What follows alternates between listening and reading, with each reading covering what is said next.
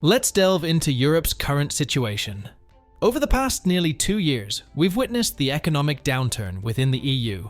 People are facing increasing financial strain, with farmers taking to the streets in protest and industries grappling with crises on multiple fronts. The EU's missteps have taken a toll on its economy and societal cohesion, exacerbated by misguided alignments with the US, resulting in significant losses for Europe.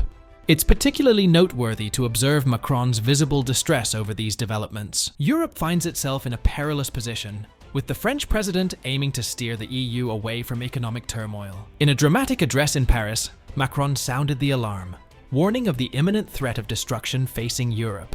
He emphasized that the choices made moving forward will determine whether the EU perseveres or faces total collapse. Reflecting on the past 2 years, a critical blow to European industry has been the loss of access to affordable Russian gas. Previously, Moscow supplied around 40% of Europe's gas, but this has dwindled to less than 10% amidst geopolitical tensions. Consequently, Europe's competitive edge has diminished, with Asia, particularly China, now reaping the benefits. With Russian gas redirected to China at a significant discount, Chinese exports, including solar panels and electric vehicles, flood global markets at lower prices. This advantage stems from reduced input costs, enabling Chinese companies to produce goods at a considerably lower rate than their European counterparts. As a result, Europe struggles to keep pace, and Beijing's economic dominance continues to solidify. Europe's heavy reliance on inexpensive Russian gas imports is a significant concern, with volumes set to rise further in 2024. While China pays approximately $260 per 1,000 cubic meters of gas, Europe shells out around $320, marking a notable 25% price difference favoring Beijing. This gap is projected to widen by 2027, with the EU facing a staggering 40% premium for Russian gas compared to China. Although alternative gas sources like the US and Qatar exist, they come at a significantly higher cost compared to China. Moreover, due to political tensions and the EU's NATO affiliation, rekindling ties with Russia is not a viable option. Macron underscores this point in his address, asserting that the era of relying on Chinese production, outsourcing defense to the US, and depending on Russian energy is over. The dynamics have shifted, and Europe must adapt accordingly. Macron's frustration is palpable as he criticizes both the US and China for exacerbating Europe's predicament. China's vast population and manufacturing prowess pose a formidable challenge to Europe's economic stability, while the US's insistence on an aggressive approach towards Russia only adds to the continent's woes. The US's proposal for Europe to seize over $260 billion from Euroclear, despite warnings from the ECB about the associated risks, illustrates the precarious position Europe finds itself in. In this geopolitical game, Europe appears to be maneuvered like a pinball in a machine, with Macron voicing his discontent. The stakes are high, and the French president's call for decisive action reflects the urgent need for Europe to chart its own course and assert its autonomy. Consider China, for instance. For close to a year, Europe has been wavering in its approach. While they critique China, they simultaneously arrange regular flights to Beijing. This inconsistency has led the Chinese to question Europe's seriousness, as they perceive Europe as mere conduits for US interests. Even Macron acknowledges that Europe isn't being treated as an independent power on the global stage. He advocates for Europe to assert its autonomy and demonstrate that it won't serve as a mouthpiece for the US in international relations. As dramatic as it may sound, Macron's stance is valid. Europe must assert its European identity rather than being viewed as an extension of US influence in another hemisphere. Examining the actions of EU member states, it's alarming how compliant they are with US foreign policy. A striking example is the bombing of the Nord Stream pipeline. The explosion resulted in the loss of 55 billion cubic meters of Russian gas supply to Germany. Moreover, due to security concerns, the Nord Stream 2 pipeline was also shut down, leading to the loss of over 100 billion cubic meters of affordable Russian gas for Berlin. Despite this significant event, there has been minimal effort from authorities to thoroughly investigate the incident and determine responsibility. To this day, Germany lacks a clear answer, and countries like Denmark and Sweden have shown little interest in pursuing the matter further. Moreover, they've halted their investigations, displaying a glaring lack of urgency across Europe. This negligence has directly contributed to Germany's deindustrialization. Yet astonishingly, there seems to be a collective apathy toward the issue. Another striking illustration of Europe's subordinate role is evident in America's manipulation of European nations in their campaign against China. Europe finds itself entangled in what can be termed as Biden's global war. For months, the US has been coercing its allies to intensify pressure on China. Countries like the Netherlands and Germany are being urged to impose punitive measures on Beijing and tighten technological restrictions. This directive directly impacts companies like ASML, a Dutch semiconductor equipment manufacturer heavily reliant on China for exports. Despite US export controls, China remains ASML's largest market, accounting for over 40% of its total sales. By restricting sales to China, ASML inadvertently undermines its own revenue base, consequently affecting its profitability. Such instances raise pertinent questions about European autonomy in policymaking. It begs the question, who truly dictates European policies? Can Europe assert its independence when engaging with the world? Or does everything ultimately require approval from Joe Biden's administration? Macron recognizes this systemic issue as a significant hurdle. Consequently, he advocates for Europe to position itself as a balancing power, capable of engaging with both the US and China, and deriving benefits from each.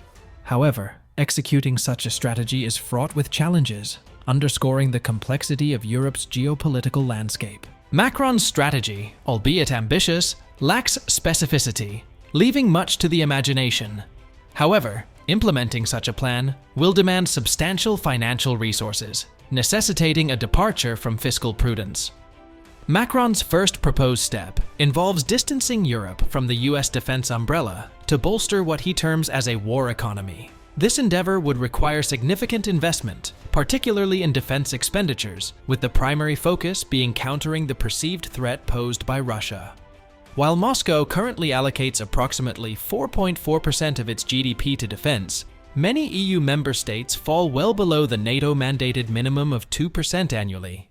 For instance, France and Germany allocate 1.6% of their GDP to defense, while Italy and Spain lag even further behind at 1.5% and 1.2% respectively. Funding this proposed war economy would necessitate substantial borrowing, as the EU's current economic climate is far from conducive to such endeavors. With economies in disarray, the EU projects a meager 0.8% GDP expansion this year, signaling a challenging environment for additional debt acquisition.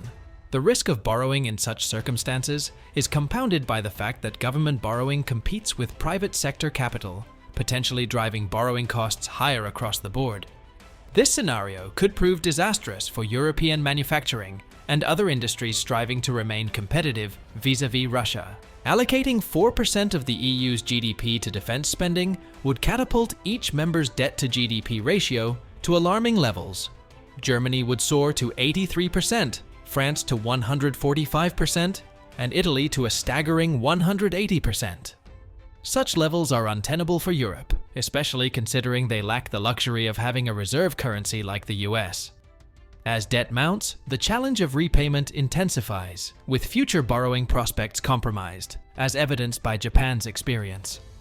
While Macron's vision of a war economy may stem from good intentions, it's not the most viable solution. Europe must prioritize its battles wisely, focusing on either civilian industries or the military-industrial complex. Attempting both simultaneously is impractical. Macron's ambition to position Europe as a global leader by 2030 hinges on investments in 5 strategic areas: artificial intelligence, quantum computing, space, biotechnologies, and new energies. However, this aspiration seems overly optimistic given the current structure of Europe. Realizing Macron's ambitious goals, akin to a Star Wars dream, necessitates a united Europe and, crucially, a unified budget, both of which remain elusive due to the continent's economic fragility. Given the prevailing weaknesses in Europe's economies, entertaining the notion of accumulating more debt is simply inconceivable. Now, to salvage Europe's economy, Macron must forge closer ties with China. It's a no-brainer. This collaboration will serve as the litmus test for true European sovereignty. China is poised to outpace the entire G7 as the primary driver of global economic growth for the next 5 years, up to 2029. It's projected to contribute a staggering 21% to the world's total GDP growth during this period, overshadowing not just individual G7 nations like the US, Germany, or France, but their collective economic might. With the world's largest industrial base and consumer markets, China presents precisely what Europe needs to lean on. By partnering with China in manufacturing chip products and tapping into its vast consumer market, Europe can unlock new avenues for growth. The shift is already evident in the automotive sector, where foreign car manufacturers, notably from Germany, are losing market share to local Chinese automakers. These domestic brands now command 50% of car sales, buoyed by their competitive pricing. Chinese cars, particularly electric vehicles, are priced at a remarkable 50% lower than their European counterparts. To remain competitive, European manufacturers must consider relocating their factories to China, leveraging the benefits of complete vertical integration in production. This move promises cheaper production costs, expanded export opportunities, and enhanced product quality, all vital ingredients for revitalizing European industries. Despite Biden's rhetoric condemning China and urging others to steer clear, the actions of US companies speak volumes. Following Blinken's visit, Elon Musk, CEO of Tesla, promptly journeyed to Beijing, meeting with Chinese Premier Li Keqiang. The rationale behind such engagements is clear. Closer collaboration with China offers unparalleled opportunities for technological advancement and market access. Tesla's recent foray into the Chinese market exemplifies this shift in approach. China's receptiveness has paved the way for Tesla to form a partnership with the Chinese company Baidu, focusing on mapping and navigation technologies. This collaboration positions Tesla to introduce self-driving cars in China, thereby expanding its market share. However, this is a market segment where the Eurozone risks losing ground to the US. Despite the evident opportunities, Europe remains ensnared by blind spots. Some, like Germany and bureaucrats such as Vayan, continue to amplify the perceived threat posed by China. However, this fixation comes at the expense of European industries and companies. The notion of the EU catching up to China is fraught with challenges. Establishing robust supply chains and deploying substantial investments require time, trial, and error, not to mention significant financial resources. China's dominance in shaping the industries of tomorrow is undeniable.